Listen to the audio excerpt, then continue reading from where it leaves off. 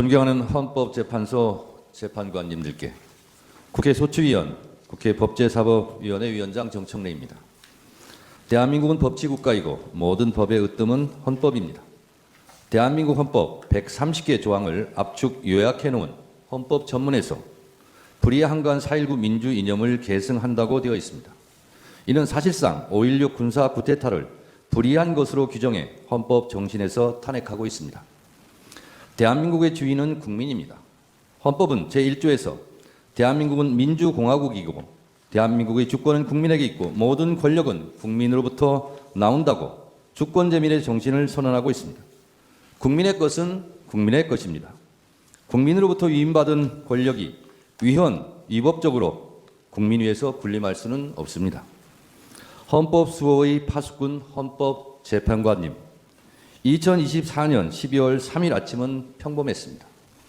대한민국 수도 서울의 기온은 영하 2도였습니다.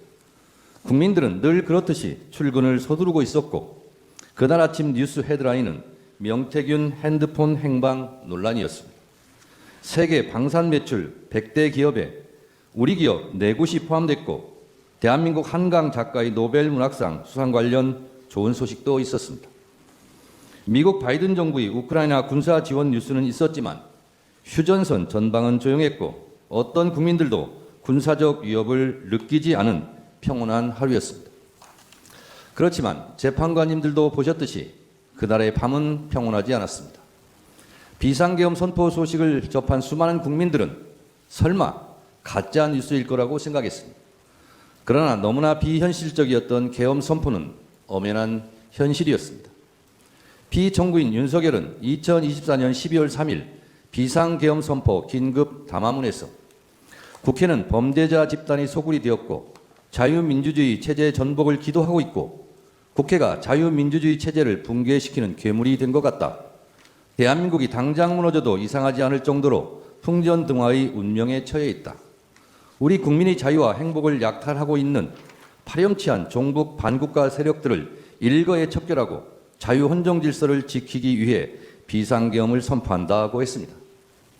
이 궤변을 누가 믿겠습니까? 대한민국 국민들 누가 봐도 당장 무너져도 이상하지 않을 정도의 대한민국은 결코 아니었습니다. 피청구인 윤석열의 12월 3일 비상계엄 선포 이후 대한민국은 혼란에 빠졌고 대한민국 전체가 몸살을 앓고 있습니다. 12월 3일 내란의 밤부터 민주주의의 나라 대한민국의 국격은 실추되었고 경제의 적, 불확실성이 해소되지 않으면서 국민들은 한 달 넘게 불안과 공포에 휩싸여 내란성 불면증에 시달리고 있습니다. 국민들의 저항과 국회의 신속한 대응으로 비상계엄이라는 독재 시도가 수포로 돌아간 후에도 피청구인은 망상에 근거한 자신의 경거망동을 반성하기는커녕 수사에 응하지도 않았고 법원이 발부한 체포영장의 집행도 막무가내로 거부했습니다. 이것은 대한민국의 사법체계를 뿌리채 부정하는 것입니다. 소추위원 이전에 국민의 한 사람으로서 이런 사람이 대한민국 국정의 최고 책임자 자리에 있었다는 것이 참으로 참담합니다. 이 탄핵 심판은 이런 사람을 군 통수권을 행사하는 자리로 다시 복귀시킬 것인지 말 것인지를 결정하는 재판입니다. 그 결론이 어떠해야 하는지는 너무도 자명합니다만 피청구인의 폭거로 빚어진 국가적 혼란 상태가 하루빨리 종식되어야 하므로 신속한 심리를 간곡히 요청드립니다. 헌법 수호 최고의 보루이신 헌법재판관님, 대한민국 국가 경쟁력은 바로 국민입니다. 국민들은 위대합니다. 비상계엄을 소식을 듣자마자 달려나온 국민들께서 국회 본청까지 쳐들어온 계엄군을 막아서고 장갑차 앞에서 온몸으로 저항했습니다. 국민들이 국회의원들이 본청 출입을 도왔습니다. 이처럼 국민들께서 골든타임을 확보해 주신 덕분에 국회의원들이 계엄 해제 요구안을 통과시킬 수 있었습니다.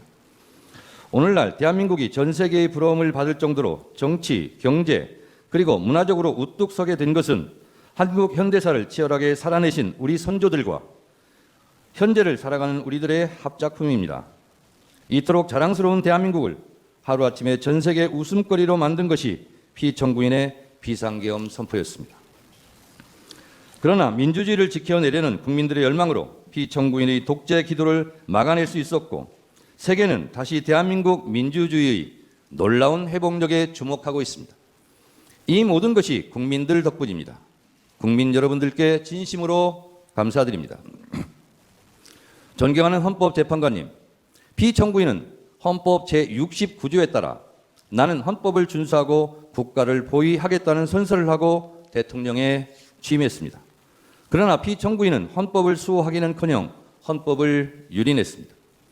대한민국의 헌법과 민주적 시스템을 송두리째 무너뜨리려 했던 피청구인 윤석열을 왜 파면해야 하는지 그 이유를 말씀드리겠습니다. 첫째, 피청구인 윤석열은 계엄의 조건을 위반했습니다.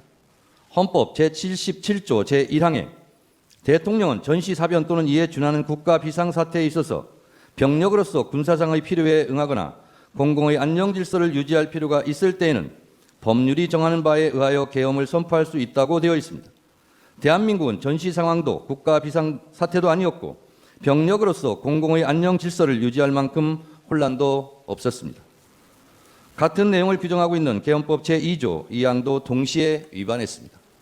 둘째, 피청구인 윤석열은 계엄 선포의 절차를 위반했습니다. 계엄법 제2조 제5항은 대통령이 계엄을 선포한 때는 국무회의의 심의를 거쳐야 한다. 제6항, 국방부 장관 또는 행정안전부 장관은 국무총리를 거쳐 대통령에게 계엄의 선포를 건의할 수 있다고 되어 있고 헌법 제82조는 대통령의 국법상 행위는 문서로서 하며 이 문서에는 국무총리와 관계 국무위원이 부서한다. 군사에 관한 것도 또한 같다고 되어 있습니다. 현재까지 국무위원들의 증언에 따르면 형식과 절차에 따른 정상적인 국무회의는 없었고 현재로서는 국무회의 문서도 부존재해 보입니다.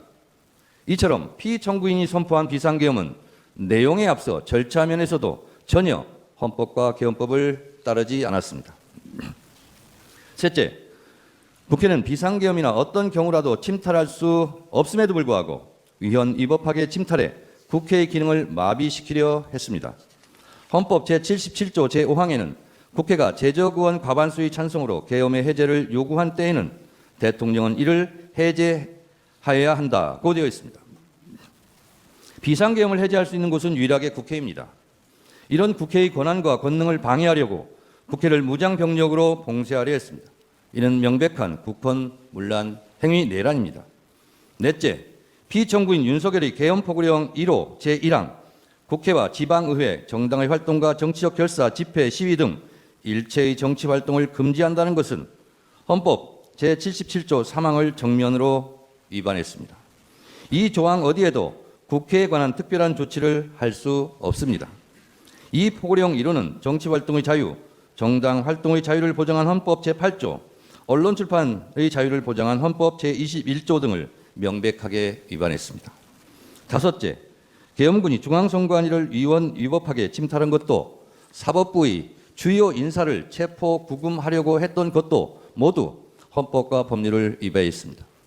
이는 헌법 제77조 제3항, 형법 제91조, 헌법 제114조를 명백히 위반했고 헌법 제105조, 제106조에서 규정한 사법권의 독립에 정면으로 위반했을 뿐만 아니라 헌법의 삼권 분립 정신에도 위배된다 할 것입니다.